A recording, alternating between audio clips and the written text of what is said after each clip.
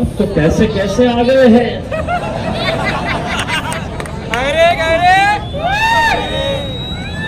ऐसी कैसी झोलियां फैला रहे हैं।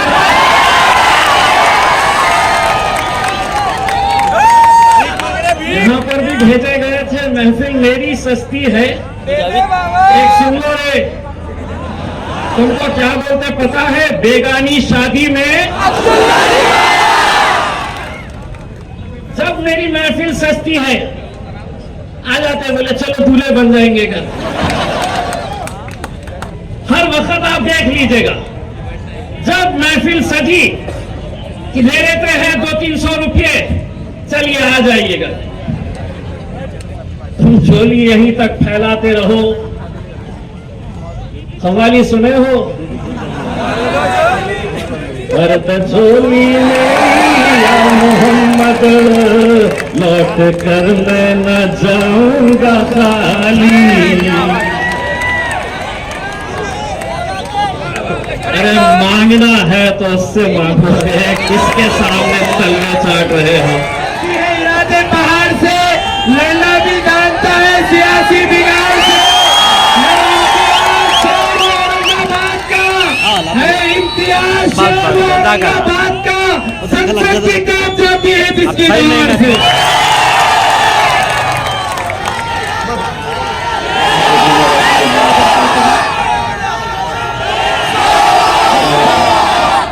बैरिस्टर असदुद्दीन ओवैसी साहब और स्टेज पर मौजूद तमाम मजलिस इत्तेहाद उल मुस्लिमीन के जिम्मेदार, यहाँ देखकर मैं एक बात कहना चाहता हूँ, ऐसे डसेगा कौन,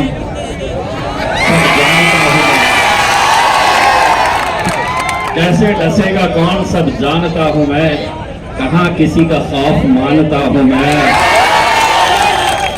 जंगल के हो या हो आस्तीन के, सांपों की सारी नस्लों को पहचानता हूं मैं।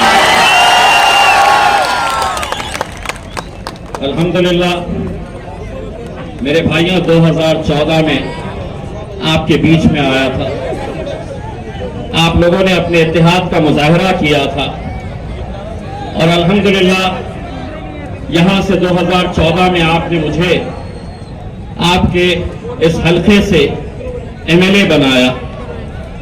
2019 आया तो दोबारा आपके बीच में आया, आपसे फिर इत्तेहाद की दरखास्त की। नतीजा ये हुआ कि पूरे महाराष्ट्र ही नहीं बल्कि 7 मुख्तलिफ जो राज्य है वहां से सिर्फ एक ही मुस्लिम एमपी चुनकर आया, वो आपका बेटा, आपका भाई, आपका दोस्त इम्तियाज जलील चुनकर आया। 2014 में बोलते थे, आएगा ही नहीं। 2019 के अंदर वही चंडाल चौकड़ी जो अब आपकी महफिलों में आते हैं और कहते हैं कि कैसे जीतेगा, ये वही लोग हैं जो 14 में भी थे, 19 में भी है, 24 में भी है और इंशाअल्लाह 29 में भी आप लोग वही हिसाब किताब करते रह जाएंगे। इम्तियाज जलील वहां जरूर जाएगा इंशाअल्लाह। आपको आज भी हिसाब किताब दिखाया जा रहा होगा कि पहले ये थी तो जीत गए थे, अब फिर चौराहों पर, चबूतरों पर, होटलों पर या किसी के बंगले के ऊपर शीर खुरमे के बहाने आपको बुलाया जाएगा और आपको हिसाब किताब दिखाया जाएगा कि कैसे जीतेगा। मैं उनको एक बात कहता हूं, तुम्हें जमीन के ऊपर मेरा हिसाब किताब कर दो, लेकिन मेरा हिसाब तो मेरा रब वहां पर बैठ कर करता है अल्हम्दुलिल्लाह। वरना क्या वजह है कि आज जो भी साजिशें चल रही है, ये वही लोग हैं जो कहते थे कि आएगा ही नहीं। उनके बोलने का अंदाज आता क्या, कैसे आता, हिसाब किताब गिनती सब बताते रहते थे, लेकिन अल्हम्दुलिल्लाह आए और आज इलेक्शन हो रहे, तो आप एक साजिश तो अच्छी तरह से समझ चुके होंगे कि मुसलमानों का एक गठ है और एक गुट है जो कहता है कि नरेंद्र मोदी को हमें हराना है, तो यहां पर शिवसेना को जिताना है। वाह, इम्तियाज जलील को हराना है यहां पर, मोदी को वहां पर गिराना है। तो 48 सीटें हैं महाराष्ट्र के अंदर। मैं आपको यकीन के साथ कहता हूं, अगर उन 48 में से 47 भी अगर ये जीत गए, जब वक्त आएगा नरेंद्र मोदी की आंखों में डालने का, तो भीगी बिल्ली बनकर ये बैठे रहेंगे और वहां पर असदुद्दीन अवैसी, अख्तरुल इमान साहब और इम्तियाज जलील नरेंद्र मोदी की आंखों में आंखें डालकर ललकारेगा।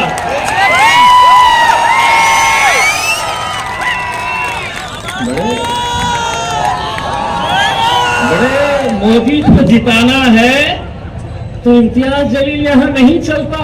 हाँ, ये आपकी यही गुलामगिरी, यही चाटुगिरी, यही तलवे चाटने की वजह से आज इस मुल्क से आपकी क़यादत खत्म हो चुकी है। यही तलवे चाटने से कभी सोचा था किसी ने कि औरंगाबाद जैसे शहर से, जहां शिवसेना कहती थी कि यह हमारा गढ़ है, किसी ने तस्वर नहीं किया था, लेकिन यह आप लोगों का इत्तेहाद था जिसने यहां से शिवसेना को उखाड़ कर फेंका और मजलिस को यहां पर आपने अपना झंडा लहराया। अब तो कैसे कैसे आ गए हैं।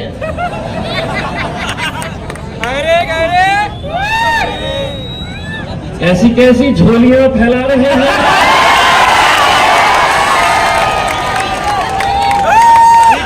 यहां पर भी भेजे गए थे, महफिल मेरी सस्ती है। एक सुन लो रे, तुमको क्या बोलते पता है? बेगानी शादी में जब मेरी महफिल सस्ती है, आ जाते बोले चलो दूल्हे बन जाएंगे घर। हर वक्त आप देख लीजिएगा, जब महफिल सजी कि ले लेते हैं 200-300 रुपये, चलिए आ जाइएगा। तुम झोली यहीं तक फैलाते रहो। कव्वाली सुने हो? भरत झोली मेरी या मोहम्मद, लौट कर मैं न जाऊंगा खाली। अरे मांगना है तो उससे मांगो, किसके सामने तलवे चाट रहे हो? उससे मांगो। और मैं आज भी ये कहता हूं, लोग मुझसे पूछते हैं, ये लोग बार बार पूछते हैं मेरे से, जीतते क्या, कैसा आते? बोले 2019 में आपको कितना भरोसा था कि आप जीतेंगे और 2024 में आपको कितना भरोसा है? तो मैं उनको ये कहता, 2019 के अंदर मुझे 100% यकीन था मैं जीतूंगा, लेकिन अब वो इंतजार करते मैं कुछ तो भी बोलूंगा करके। 2024 में 200% यकीन है कि 4 जून को हम हिंदुस्तान का सबसे बड़ा जश्न यहां पर मनाएंगे।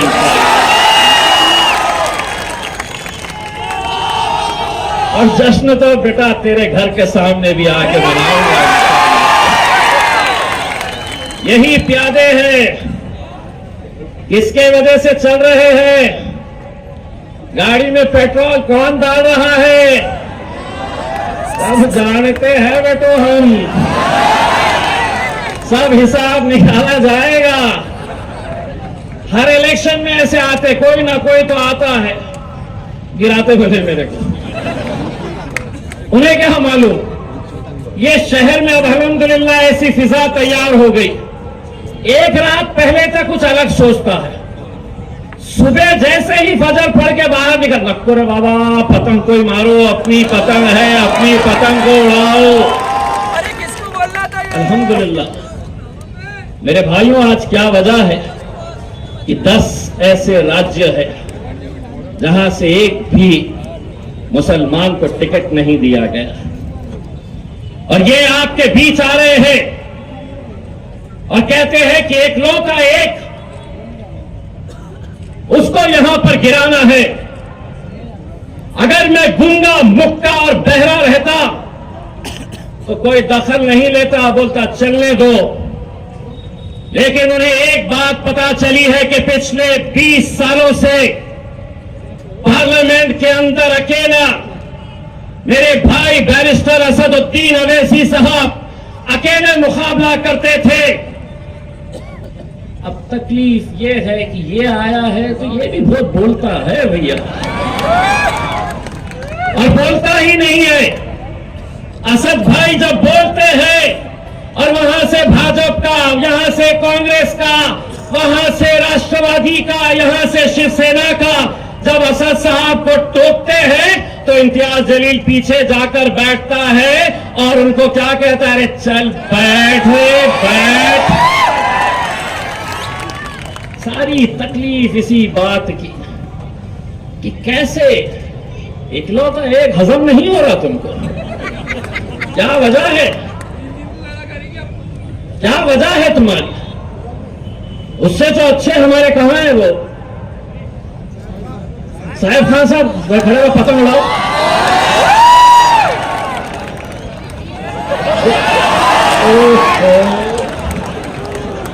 उससे अच्छे तो ये कुछ दिन पहले के इनके इंटरव्यू देख रहा था, मैं खुद डर जा रहा था। अरे बिलाल भाई, जो खड़े रह रहा था बोल रहा मेरे से मुकाबला है ही नहीं। मैं बोला यार मैं खड़े कहीं पर रह रहा हूँ, मेरे से मुकाबला किसी के साथ नहीं है। प्रेस में नहीं है करते। मेरे भाई, मैं आप लोगों से सिर्फ इतना इल्तिजा करने के लिए आया। असद साहब कल भी रहेंगे इंशाल्लाह। कल 2 जलसे हैं, एक तो वालूज में शाम में 5 से 7 और दूसरा जलसा रेलवे स्टेशन पे मोइनुल स्कूल के पास उस ग्राउंड के ऊपर है। तो आप सभी से इल्तिजा है कि उस ग्राउंड के ऊपर आप दोनों जलसों में शरीक रहिएगा। आज चूंकि इतने ज्यादा हमारे पास मेहमान थे, बहुत सारे मुखरिब थे, और मुझे मौका देना है मेरे कायद बैरिस्टर असदुद्दीन अवैसी साहब को, तो आज जहां पर छोड़कर जा रहा हूं इंशाल्लाह कल वहां से कंटिन्यू करूंगा। आज सिर्फ आधा ही हिसाब निकाला हूं, कल पूरी बजा के जाऊंगा तुम्हारी इंशाल्लाह। बहुत बहुत शुक्रिया।